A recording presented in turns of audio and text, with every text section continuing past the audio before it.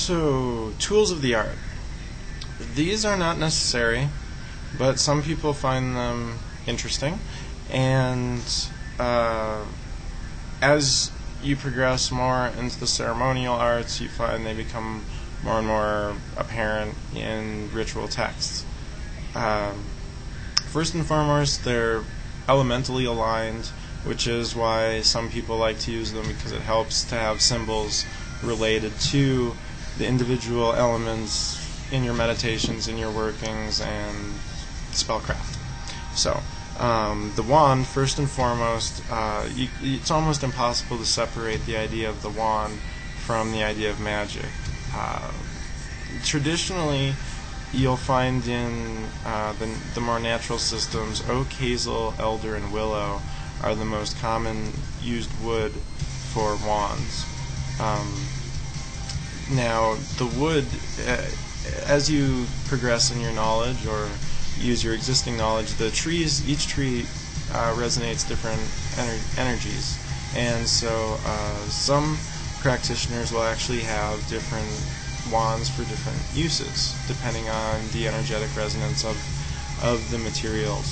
So, and it's not uncommon in more ceremonial arts and whatnot to actually find wands made from metal, copper being the most common form of metal wand.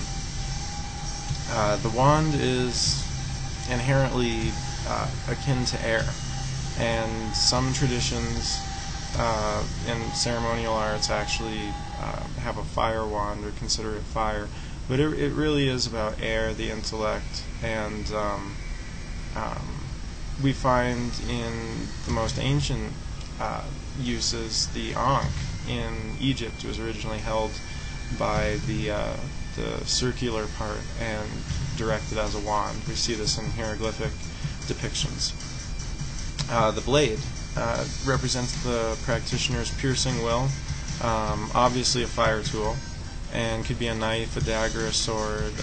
In the Druidic traditions, we also see sickles, and there's ritual blades that are used for specifically ritualistic presence, and then there's some that are used specifically for like the cutting of herbs, actually meant to serve a functional physical purpose. The most ancient depiction that we see of a magical blade would be the Spear of Destiny, which would never fail to critically wound a target once directed with the will in mind, would never fail to hit and critically wound the target. Okay. The cauldron is definitely a classic stereotype of witchcraft and magic. The cauldron is kind of an alchemical tool representing both water and fire.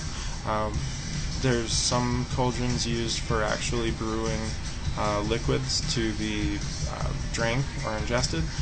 Some are filled with sand and used to have candles set in them, and others are flammable liquids like alcohol are in there, and then herbs and whatnot are sprinkled on top, and the surface is set afire. So each of those are common uses of cauldrons. Probably one of the more ancient depictions of a cauldron, ritualistic cauldron, is the Gundestrup cauldron, which was fished out of Denmark, and it's a 2,000-year-old Druidic relic, which is pretty commonly depicted in Druidic books, and the pictures from the plates are found a lot of times heralding books and materials on Celtic mythology. So a very famous artifact. Cup is definitely another kind of feministic water vessel, and we kind of hear a lot about the chalice or cup from the Grail mysteries and whatnot, which is significant in both ritual and Arthurian magic. The cup can be used to both drink beverages, meads and brews, but also to sprinkle about a circle, probably outside. Usually you don't do that indoors. Finally, the pentacle is kind of a grounding earth symbol.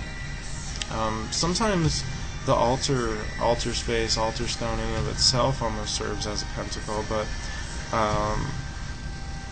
the pentacle can be a physical depiction of the pentagram. Very commonly it's a wooden or metal or clay or waxen disc that has a pentagram on it that is used as an earth symbol and to set things on as a focusing device, because the pentacle in and of itself is significant to the natural forces, natural elements, obviously, with the 5 points, earth, air, fire, water, and spirit, akasha, what have you, quintessence.